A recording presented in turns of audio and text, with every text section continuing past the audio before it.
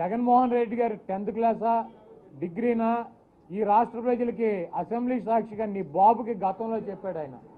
నీకు మళ్ళీ ఊళ్ళో వాడెవడో కట్టినటువంటి ఫీజులతో బాబు రికమెండేషన్ చేస్తే వెళ్ళి పక్క దేశాల్లో చదువుకుని వచ్చినటువంటి వ్యక్తి కాదు జగన్మోహన్ రెడ్డి గారు. 100% ఆంధ్రప్రదేశ్ ఉమ్మడి రాష్ట్రంలో చదువుకుని గ్రౌండ్ నుంచి రియాలిటీలో జీవించి ప్రజల కష్టాలని నష్టాలని సుఖాలని దుఃఖాలని దగ్గరగా చూసి ఒక రాజకీయ పార్టీ పెట్టి ప్రజల కోసం పనిచేస్తున్నటువంటి వ్యక్తి జగన్మోహన్ రెడ్డి గారు. తాత పేరు తండ్రి పేరు చెప్పుకొని నీకు మళ్ళీ పప్పుగాడిలాగా పనికిరాని చౌట దద్దమ్మలాగా ప్రజలు మూలన కూర్చోబెడితే మండల్లో దొడ్డిదారిని వచ్చినటువంటి మండల్లో వచ్చి మీడియా ముందు నీలాగా కుక్కలాగా మొరిగేటువంటి వ్యక్తిగా జగన్మోహన్ రెడ్డి గారు. ఇందాక ఒకటి చెప్తాడు ఏంటి, బాబాయిని చంపి రాజకీయ లబ్ధి పొందాడని. ఎవడ్రా బాబాయిని చంపింది, మామని చంపింది, తాతను చంపినటువంటి వెధవలో మీరు. ఒకటి గుర్తుపెట్టుకో, జగన్మోహన్ రెడ్డి గారిలో ప్రవహించేటువంటి రక్తం వైఎస్ రాజారెడ్డి గారి రక్తం, వైఎస్ రాజశేఖర రెడ్డి గారి రక్తం. వాళ్ళకి తెలిసింది ఎదురుగా వచ్చి గుండెలను చీల్చేటువంటి దమ్ము ధైర్యం గల రక్తం జగన్మోహన్ రెడ్డి గారిలో ప్రవహించేది. నీ బాబుగాడు తుప్పుగాడిలాగా నీలాగా పప్పుగాడిలాగా వెన్నుపోటు వెనక నుంచే వచ్చి పొడిచేటువంటి రక్తం కాదురా మీది. నీచాతి నీచమైనటువంటి నికృష్టమైనటువంటి జాతి మీది. రాజారెడ్డి గారి రక్తం, రాజశేఖర రెడ్డి గారి రక్తం దమ్ముగా ఎదురుగుండా వచ్చి గుండెలను చీల్చేటువంటి వ్యక్తులు జగన్మోహన్ రెడ్డి గారు. నీకు మళ్ళీ దొడ్డిదారిని వెనకాల నుంచి వచ్చి వెన్నుపోటు పొడిచేటువంటి వ్యక్తిగా జగన్మోహన్ రెడ్డి గారు. ఎవడ్రా బాబాయిని చంపింది?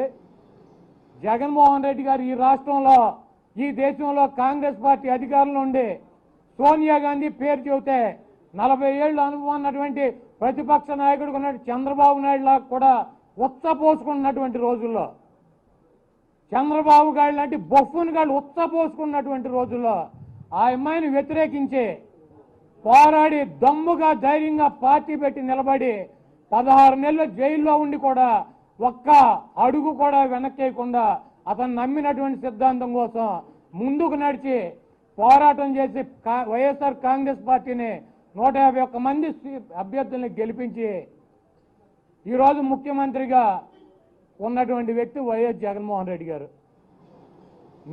నీది నీ బాబురా నీచమైనటువంటి బతుకు, కుక్క బతుకు. 74 ఏళ్ళైనటువంటి వృద్ధుడు ఎన్టీ రామారావు అటువంటి వ్యక్తిని వెన్నుపోటు పొడిచి వెనక నుంచి సిగ్గుమాలినటువంటి బతుకులు రమ్మయ్యి.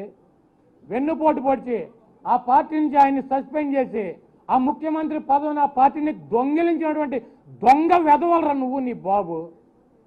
జగన్మోహన్ రెడ్డి గారు వెన్నుపోట్లు రావు, గుండెలు చీలుస్తాడు ఎదురు నుంచి. 64 ఏళ్ల ముసలాయిని చంపి రాజకీయాలు రావాల్సినటువంటి కర్మ, రాజకీయ లబ్ధి పొందాల్సినటువంటి కర్మ ఆ జగన్మోహన్ రెడ్డి గారికి కానీ ఆ రాజశేఖర రెడ్డి గారి కుటుంబానికి కానీ లేదు. మీలాంటి ఉచ్చమో నీచం లాంటి వెధవలు 74 ఏళ్ల వయసులో ఒక వృద్ధుడిని పార్టీ లాక్కుని ముఖ్యమంత్రి సీటు లాక్కుని అనాథం చేసి సావుకు గురైనటువంటి చంపినటువంటి వెధవలరా మీరు, నువ్వు నీ బాబు. అటువంటి మీ నీచులు జగన్మోహన్ రెడ్డి గారి గురించి మాట్లాడతారా? సిగ్గు శరం లేదు బాబు కొడుకులకి. పిచ్చి వాగుడు, నోటికి ఏదో వస్తే అది వాగటం, నోటికి ఏదో వస్తే అది మాట్లాడతాం. నువ్వెంత నీ బతుకెంత కుక్క బతుకు లోకేష్గా. ఒక ఎమ్మెల్యే కూడా గెలవలేనటువంటి వెధవే నువ్వు. 151 సీట్లు గెలిపించి ముఖ్యమంత్రి అయినటువంటి జగన్మోహన్ రెడ్డి గారికి నీకు పోలిక ఆకాశానికి పాతాళానికి ఉన్నంత తేడా ఉంది మీ ఇద్దరికి. 74 ఏళ్ళ వృద్ధుడిని వెన్నుపోటు పొడిచి నువ్వు నీ బాబు మీదేం రక్తం రా సన్నాసి వెధవల్లారా. మీరు ఒక వృద్ధుడిని చంపి వెన్నుపోటు పొడిచి రాజకీయాల్లోకి వచ్చి సిగ్గు లేకుండా ఆ పార్టీని నడుపుతున్నటువంటి సిగ్గుమాలినటువంటి బతుకులు మీయి. జగన్మోహన్ రెడ్డి గారిది కాదు. జగన్మోహన్ రెడ్డి గారు సోనియా గాంధీని వ్యతిరేకించాడు. నీ బాబు ఉచ్చబోసుకున్నటువంటి టైంలో వ్యతిరేకించి పోరాడి 16 నెలలు జైల్లో ఉండి ఈరోజు ముఖ్యమంత్రిగా ఉన్నాడు. అటువంటి వ్యక్తిని నువ్వు మాట్లాడేది సిగ్గులేని వెధవల్లారా. అదేవిధంగా ఏది పడితే 10th క్లాస్ తప్పాడు జగన్మోహన్ రెడ్డి గారు. నేను తప్పారా 10th క్లాస్? నీకు దమ్ముంటే నువ్వు మగాడివి అయితే, చంద్రబాబు కొడుకు అయితే నీ తాత ప్లేస్ గుడివాడని చెబుతావు కదా, వచ్చి నా మీద పోటీ చేసుకెళ్ళు. నీకు జగన్మోహన్ రెడ్డి గారు కావాలని నేను ఎక్స్ట్రా. నీకు సిగ్గు శరం ఉండవసలా? మనిషి జన్మ కాదు మీరు ఎత్తింది బాబు కొడుకులో. 74 ఏళ్ళ వృద్ధుడిని చంపింది మీరు కాదు, ఆ పార్టీని దొంగిలించినటువంటి దొంగలు మీరు కాదు, వెధవలు మీరు కాదు. వివేకానంద రెడ్డి గారు సొంత బాబాయిని 64 ఏళ్ళ వృద్ధుడిని చంపి రాజకీయాల్లోకి రావాల్సినటువంటి, రాజకీయ లబ్ధి పొందాల్సినటువంటి కర్మ జగన్మోహన్ రెడ్డి గారికి ఉందా? ఆ రోజు సోనియా గాంధీని వ్యతిరేకించాడు. నీ అయ్య ఉచ్చబోసుకున్నాడు ఎంఏ పేరు చెబితే అటువంటి టైంలో. కాబట్టి నోరు ఉంది కదా అని చెప్పి పిచ్చి వాగుడు పిచ్చి కుక్కలాగా మొరగమాక. నీ బాబు నీకు సిగ్గు లేనటువంటి వ్యక్తులు, పప్పుగాడోడు తుప్పుగాడోడు, ఏది పడితే అది మాడతాం. జగన్మోహన్ రెడ్డి గారు చంద్రబాబు మీద ఏమైనా విమర్శలు చేస్తే అసెంబ్లీలో చంద్రబాబు నాయుడు గారుని సంబోధించాడు. 15 రోజులు అసెంబ్లీ సమావేశాలు ఎక్కడన్నా ఒక మాట అన్నాడు తూలి? ఆయన ఏ రకమైనటువంటి విమర్శలు చేశాడు? ఇది బాబు విజనరీ అంట. దేనికి విజనరీ? ఇటువంటి సన్నాసిని ఖండనన్నట్టు తెలవనటువంటి వ్యక్తి విజనరీనా? ఇటువంటి వెధవకే ఒక ఎమ్మెల్యేని కూడా గెలిపించుకోలేనటువంటి వ్యక్తి ఒక విజనరీనా? ఈరోజు కోర్టుల్ని జగన్మోహన్ రెడ్డి గారు ఏదో అన్నాడు, జడ్జిలను అన్నాడు అని తెలుగుదేశం పచ్చ బ్యాచ్ ప్రచారం. ఈ సభకు హక్కులు ఉన్నాయి, శాసనసభకు చట్టాలు చేసేటువంటి హక్కులు ఉన్నాయి. మా పరిధులేంటో మా పరిమితులేంటో మాకు తెలుసు. ఏ వ్యవస్థ కాడ ఇంకో వ్యవస్థలోకి దూరనంతసేపు బాగానే ఉంటుంది. దూరి ఆపాలని చెప్పి ప్రయత్నం చేస్తే అనేక రకాలైన వివాదాలు వచ్చి ఈ రాష్ట్రం నష్టపోతుంది. కాబట్టి కొంతమంది వ్యక్తులు వ్యవస్థలను అడ్డం పెట్టుకుని వేరే వ్యవస్థల మీద ఆధిపత్యం చెలాయించాలని చూస్తే అది కరెక్ట్ కాదు. ఈ రాష్ట్ర ప్రభుత్వానికి ఒక విధానం ఉంది.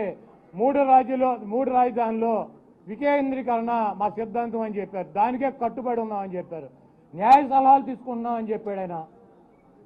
న్యాయస్థానాల మీద అపారమైనటువంటి గౌరవం ఉందని చెప్పాడు. ఏం చేయాలో ఆలోచించి ముందుకు వెళ్తామని చెప్పాడు. ఈ సభకి చట్టసభకి హక్కు లేదు ఉందా అన్నారు. కాబట్టి హక్కులు ఉన్నాయని చెప్పి ఆ చట్టసభ సాక్షిగానే డిబేట్లో చెప్తే దాన్ని శవాల మీద పేలాలు వేసుకునేటువంటి సన్నాసులు బాబు కొడుకులు ఆ పార్టీ. జగన్మోహన్ రెడ్డి గారు ఏదో న్యాయ వ్యవస్థను అన్నాడు, జగన్మోహన్ రెడ్డి గారు ఏదో చేసేసాడు, గౌరవం లేదు. అందరికన్నా పేదవాడిని అట్టడుకున్నటువంటి వ్యక్తులను కూడా గౌరవించేటువంటి జగన్మోహన్ రెడ్డి గారు. కాబట్టి నోరుంది కదా అని చెప్పి పిచ్చి కుక్కలాగా బాబు కొడుకులు మరకుండా ఒళ్ళు దగ్గర పెట్టుకుని ఉండాలి. మీ నీచాతి నీచమైనటువంటి చరిత్ర పుంకాలుగా చెప్పినా కూడా రోజులు తరబడి ఉన్నటువంటి పరిస్థితి. కాబట్టి జగన్మోహన్ రెడ్డి గారిని విమర్శించే ముందు, మాట్లాడే ముందు నీ చరిత్ర ఏంటో కూడా తెలుసుకుని మాట్లాడాలని కోరుతున్నాను. ఇప్పుడు లోకేష్ అనేటువంటి బొఫ్ఫూన్ గాడు అసలు వాడికి ఏం తెలుసు? ఆడు ఒక టన్నో 2 టన్నులో పప్పు తినమంటే తినటం తెలుసు. ఒక 25 లక్షలు పెట్టి బాదం పప్పు, జీడిపప్పు, పిస్తా పప్పు తినమంటే తినటం తెలుసు. వాడికి ఏం తెలుసు? ఇక్కడ రాజధాని పెట్టి మంగళగిరిలో ఓడిపోయినటువంటి వెధవ, మీరు ఆ వెధవ ఇక్కడ వచ్చి మాట్లాడతాం నాకు కర్మ. 4 సార్లు 10th క్లాస్ తప్పి నేను ఎమ్మెల్యే అయ్యా. వీడు ఎక్కడో అమెరికా వెళ్ళి స్టాన్ఫర్డ్లోనే ఎక్కడో చదివి పీకి వచ్చానని చెబుతాడు. వచ్చి మంగళగిరిలో పప్పు సొద్దులాగా తప్పాడు ఇక్కడ. ఎందుకు అదో బతికేనా? 74 ఏళ్ల వృద్ధుడిని చంపి, వెన్నుపోటు పొడిచి వృద్ధుడిని చంపి పార్టీ లాక్కుని ముఖ్యమంత్రి పదవి, ఆ పార్టీని డిఫాల్టర్ల పార్టీ చేశారు. అది కూడా ఒక బతికేనా? జగన్మోహన్ రెడ్డి గారి చరిత్ర ఆకాశం అంత ఎత్తు ఉంటుంది. వీడి అవినీతి కానీ, వీళ్ళు చేసేటువంటి దొంగ కార్యక్రమాలు కానీ పాతాళం అంత లోతుంటాయి. కాబట్టి ఎక్కడ కంపేర్ చేసుకుంటారు? నాకే సరిపోయినటువంటి ఈ వెధవలు జగన్మోహన్ రెడ్డి గారి గురించి మాట్లాడేది.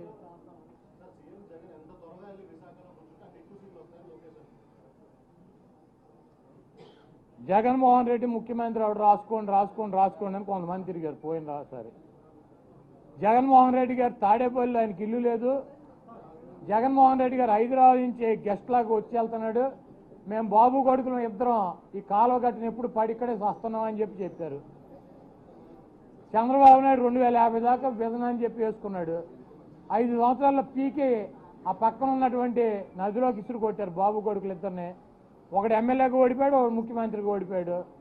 మళ్ళీ వచ్చి వైజాగ్ వెళ్తే ముఖ్యమంత్రి గారు మేము ఎక్కువ సీట్లు గెలుస్తున్నామని చెబుతున్నారు. మీ కోరిక నెరవేరుద్ది. ముఖ్యమంత్రి గారు డెఫినెట్గా వైజాగ్ వెళ్ళి వైజాగ్ నుంచి పరిపాలన సాగిస్తాడు. అది కూడా చూద్దాం. మీకు ఈసారి ప్రతిపక్ష హోదా కూడా రాదు కాబట్టి ఇటువంటి చిల్లరగాళ్ళు మాట్లాడే మాటలు పెద్ద పట్టించుకోవచ్చు.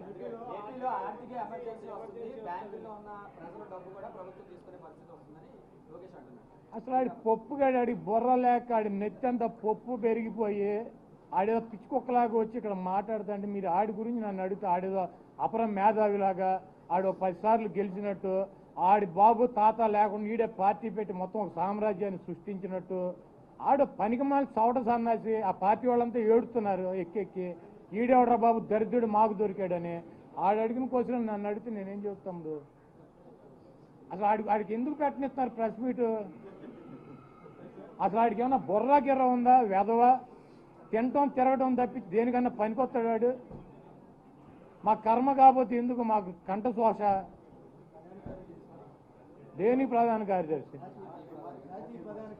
జాతీయ పార్టీనా? ఏది జాతీయ పార్టీ? తెలుగుదేశమా? తెలుగుదేశం జాతీయ పార్టీ. చంద్రబాబు నాయుడు జాతీయ అధ్యక్షుడు. అది జాతీయ పార్టీ అని ఎన్నికల కమిషన్కి 10 రూపాయలు చలన కట్టి లేఖ రాద్దాం. తెలుగుదేశం పార్టీ జాతీయ పార్టీనా ప్రాంతీయ పార్టీనా అని. అది జాతీయ పార్టీ అని కనుక ఎన్నికల కమిషన్ చెప్తే నేను రాజకీయాల్లో వెళ్ళిపోతా, లేదా చంద్రబాబు గారు పోతాడు ఇంటికి. ఆడు సృష్టించుకున్న జాతీయ పార్టీ, ఆడు సృష్టించుకున్న మేధావి, ఆడు సృష్టించుకున్న విజనరీ, ఆడు సృష్టించుకున్న అటువంటి అభివృద్ధి ప్రదాత, ఇవన్నీ ఎవడిచ్చాడు బిరుదులు? ఆడి బాబు కొడుకు బాబుకి ఇచ్చుకుంటారు. ఇటువంటి పనికి మాలినటువంటి వేదవాళ్ళని పెట్టి నన్ను అడగమాకండి.